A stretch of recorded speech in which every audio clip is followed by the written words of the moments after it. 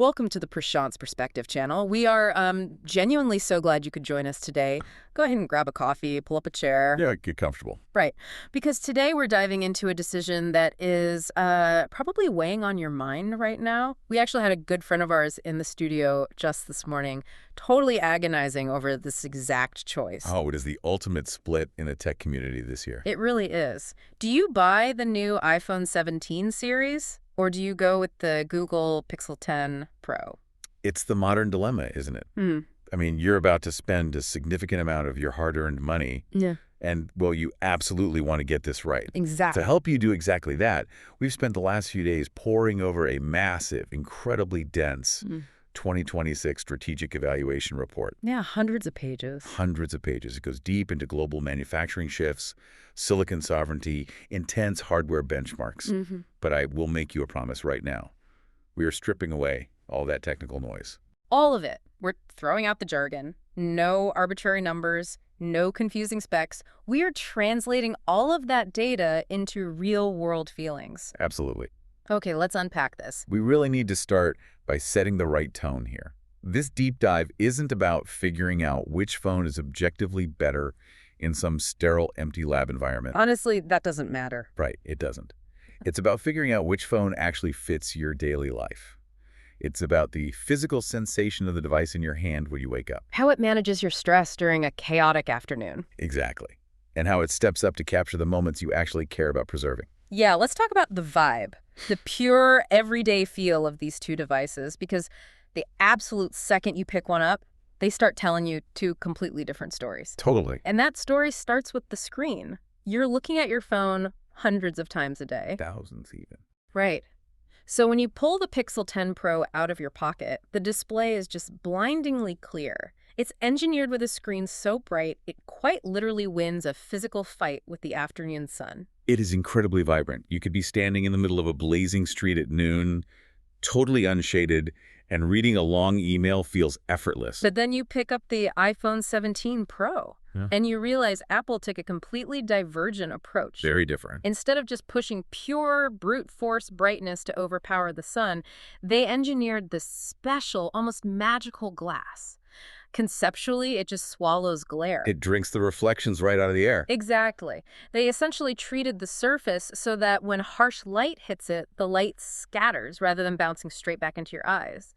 So even in that same bright afternoon sun, the screen just looks incredibly calm. It's a very different philosophy of how to handle the friction of the real world. And you can see that philosophy extending directly into the software itself. The moment you unlock the iPhone, you're greeted by their new liquid glass aesthetic. It is stunning, honestly. Very classy. Highly organized. Everything on the screen has this shimmering, translucent depth to it. Using the iPhone really feels like strapping a high-end, luxury mechanical watch to your digital life. Every animation feels precise. It feels expensive. It feels curated. Now, compare that exact moment to unlocking the Pixel. Google calls their software design language expressive. And it genuinely lives up to the name. It's packed with bold, beautiful colors. It features these playful little physical vibrations that respond dynamically to your touch. Right. It feels remarkably alive. It doesn't feel like a cold luxury watch at all. It feels like a vibrant reflection of your personality. It feels very, very you. I think that's the perfect way to contrast them, but we definitely have to talk about the physical hardware pushing these aesthetics, especially the new iPhone 17 Air.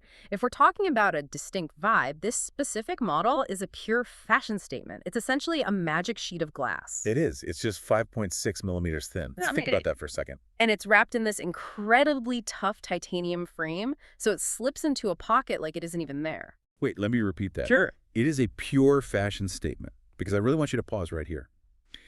Think about what you are trading away for, that incredible gravity-defying thinness. The iPhone Air is a beautiful magic sheet of glass, yes. But it only has one single camera on the back. It only has a single speaker firing out of the bottom. Which is a huge compromise. It is. You aren't getting audio that wraps around you. Yeah. You aren't getting those amazing versatile zoom lenses for framing up the perfect shot. Right. So you really have to ask yourself a very honest question here. Is a fashion statement enough for your everyday life? Or do you need the versatile tools to capture absolutely everything? That is the perfect question to ground this discussion. Because ultimately, a phone isn't just a beautifully machined piece of glass and metal. It's a brain. It's the central engine that drives the momentum of your entire day. Let's look past the glass and talk about intuition, because the day-to-day realism of using these devices really comes down to how these phones actually think. The phone's intuition. That is exactly right. Let's look at the Pixel first. The Pixel operates as your proactive partner. Its brain is fundamentally designed to be one step ahead of your current reality. Now think about this. Paint a picture in your mind of a chaotic morning. Oh, we all know that morning intimately. You woke up 20 minutes late. You immediately spilled your coffee on the counter. You're frantically rushing to pack your carry-on bag. You have a flight to catch in 2 hours, and your stress levels are already through the roof. Exactly. You are completely overwhelmed, and you haven't even touched your phone yet to ask for help. But the Pixel's intuition has already gone to work in the background. Before you even have a chance to ask, it surfaces a prominent notification.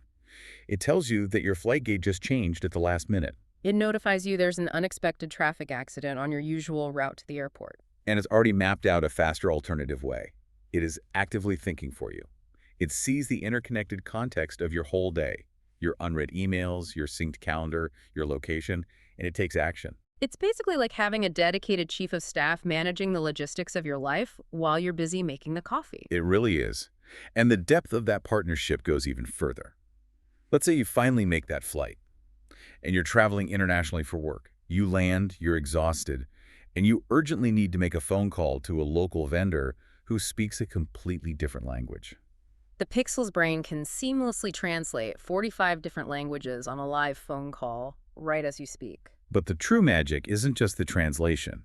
It's that the software maintains the natural rhythm, tone, and cadence of the speaker's voice. It doesn't sound like a robotic monotone machine reading a script. It sounds like a fluid human conversation. It steps in to remove the friction of the real world. Now let's contrast that deeply integrated approach with the iPhone. The iPhone's brain is definitely not built to be a proactive partner. No, it acts as the ultimate private assistant. What's fascinating here is how these two profoundly different brains reflect two totally different ways of navigating the modern world. Exactly. The private assistant philosophy is fundamentally built on boundaries. The iPhone is incredibly capable, but it waits for your direction. It helps you, but only when you explicitly ask for that help. Right. It isn't constantly scanning your private emails and your map history in the background trying to predict your next move. Instead, it keeps all of that context totally private. It securely locks your data away. When you do ask it to execute a complex task, it processes that request right there in the palm of your hand. It uses its own internal silicon rather than firing your personal information off to some distant server farm. It is a powerhouse, but it deeply respects your space. It ultimately boils down to your personal comfort with control. Do you want to surrender a certain degree of control to gain a digital partner that anticipates your needs? Or do you demand total control, preferring an assistant that only acts when commanded? Neither philosophy is inherently wrong, but they feel entirely different to live with on a Tuesday afternoon. Let's shift gears slightly. We've talked about how these devices help you navigate the friction of your day. But let's talk about how they help you remember your day. Let's talk about capturing life's moments. Because realistically, the camera is where our deepest emotional connection to a phone is forged. Without a doubt. Let's drop the Pixel into a highly relatable, real-world scenario. You are attending a massive family wedding in India. Oh, the lights are strung up everywhere. The colors of the outfits are absolutely incredible. The music is loud. And everybody is laughing. And eventually it's time for the mandatory group photo. Right. Everybody is squeezing in together, trying to fit in the frame. But you happen to be the one holding the camera. You line up the shot, you take a beautiful picture of the family. But the underlying tragedy of that moment is that you are totally left out of the memory. You aren't in the photo you just took. We have all felt that exact sting. You look back at the album years later, and it's like you weren't even there. But the Pixel actually fixes this structural problem with photography. It has a deeply integrated feature called Add Me. And in practice, it feels like pure magic. It does. You take that initial photo of the family, then you hand the phone over to an uncle, you step into the frame with everyone else, he takes a second photo. With a simple tap, the phone's intuition instantly and seamlessly blends those two images together. You are placed perfectly into the original group photo. The lighting matches, the shadows align, nobody is left out, the memory is finally complete. That's a feature that genuinely brings joy. It solves a real human problem. And I imagine that wedding goes incredibly late into the night, the sun goes down, the ambient lighting gets incredibly dim. That's exactly where the Pixel's computational photography really flexes its muscles. It finds intricate details hidden in the shadows that other phone cameras simply crush into a muddy black blur. It pulls out the fine textures in the clothing, it catches the subtle smiles in the dark, it preserves the true, vibrant colors of the night. But let's look at the other side of the coin.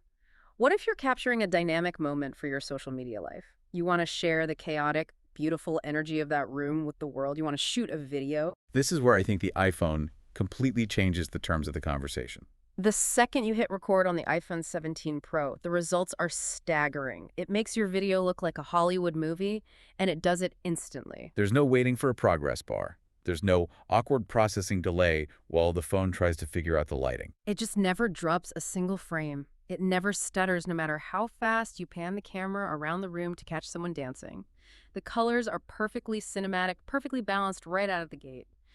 When it comes to the complex demands of video, the iPhone simply never lets you down. It holds the title of the industry standard for a very good reason.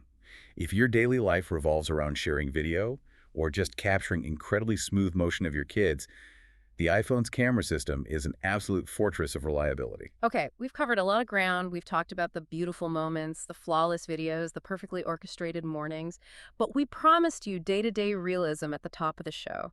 Realism isn't just about the good days, so we absolutely have to talk about the bad moments. Yes, the oops moment. The dreaded oops moment. You're walking down a busy street, your hands are full with groceries and your keys, and slip. The phone tumbles right out of your grip. You watch it fall in slow motion. It hits the harsh concrete. You hear that sickening, expensive crunch. You pick the device up, flip it over, and the screen is completely shattered. Phew. It's a uniquely terrible feeling. We've all been there. But what happens next depends heavily on which of these two ecosystems you chose to invest in. Let's bring this directly into a practical India context. Because that massive 2026 report heavily highlighted some major global manufacturing shifts. Exactly. If you drop your Pixel today, you are suddenly holding what we consider the smart buy. Google has dramatically overhauled their support infrastructure to match those localized manufacturing shifts. They now have 21 dedicated same-day service centers spread strategically across India. You could be living in Pune, you could be working in Hyderabad, or visiting Kolkata. You can physically walk into a center, hand them your shattered phone, and confidently get it fixed that very same day. And here is the real kicker for your wallet. Repairing a Pixel screen out of warranty currently costs less than half of what an equivalent iPhone screen repair costs. It isn't going to completely ruin your month financially. When you add that cheap repairability to the fact that the Pixel already carries a significantly lower starting price for a true pro-level device, well, it's the smart, practical choice. Right. The logistics of repair are totally different now, but let's look at the broader financial reality of the iPhone because it operates on a different economic model. If the Pixel represents the practical smart buy, the iPhone absolutely represents the investment. Because you have to look at the total life cycle of the device. It's all about the long game. Exactly. Let's say you buy the iPhone 17 today. You use it constantly, every single day, for a full year. When you are finally ready to upgrade to the newest model next year, you look at the secondary market. The base iPhone retains a massive 71% of its original retail value after a full year of use. That kind of retention is basically unheard of. It holds its monetary worth almost like a piece of jewelry. So when you go to sell it or trade it in, that massive chunk of resale value comes right back into your pocket. It's an absolute financial lifesaver at the end of the phone's life cycle. And we should point out that this investment isn't purely financial either. It's a genuine investment in absolute, uncompromising reliability. I have to bring up this one incredible detail buried in the testing data we reviewed. Oh, the freezing weather tests. Yes. They took both of these flagship phones into sub-zero temperatures. During the stress test, the iPhone's battery showed supreme endurance. Thanks to its internal engineering and thermal management, it barely dropped a sweat. It just kept streaming video while others drained incredibly fast and shut down. It is engineered for longevity.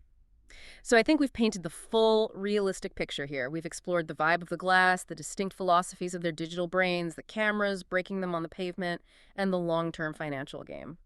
I'm looking at our table, and our coffee mugs are officially empty. It's time to bring this chat to a close. And as we wrap this up, we want to be incredibly clear with you. We are not going to sit here and pick a universal winner for you. Because frankly, there is no universal winner in this debate. There is only the specific piece of technology that seamlessly fits the exact life you are living right now. So the choice is yours. Do you want the reliable investment that feels like a piece of jewelry and never lets you down on video? Or do you want the AI genius that feels like it's living the day with you Yeah. and fixes your photos with a tap? It is a massive choice. It is. But before you make that final decision, I want to leave you with one final, slightly broader thought. Just something to mull over while you weigh your options. We spent a lot of time talking about how the Pixel can be this perfect proactive partner. It intuitively anticipates your flight changes. It maps out your traffic diversions. It actively solves your daily logistical needs before you even fully realize you have them. It's incredibly, undeniably convenient. But at what point do we stop actively planning our own lives and simply let the phone live the day for us? Wow. That is definitely a profound thought to take away from all this. If you found this deep dive helpful, make sure to subscribe to the Prashant's Perspective channel. Hit that bell icon so you don't miss our detailed, unbiased reviews. We're here to help you see tech clearly